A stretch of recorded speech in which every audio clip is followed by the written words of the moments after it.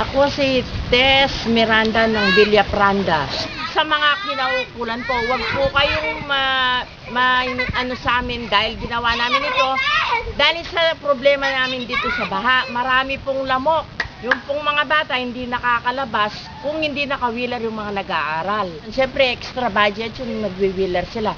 Hindi sila nakakadaan dito sa daan. Matanggal na po yung tubig dito sa Villa Pranda. Hindi po kami makalabas kung di po kami mag-wheeler dahil lan po sa mga tao dito ay Extra budget pa po sa amin. nagkakaalipungan na.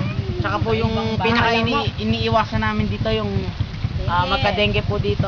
Saka yung leptospirosis. Tsaka po yung leptospirosis, sana po matanggal na po to sa dadating pong tag-ulan. Sa Villa Pranda, sa street namin, San Nicolas. Marami na pong mga batang nagkakasakit.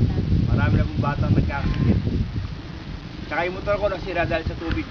Kaya pasensya na po sa mga kinakulan kung meron mang kaming nasagasahan kasi dahil ito concern lang kami sa kalusugan ng mga nandito. Ako si Tess Miranda ng Villa Pranda.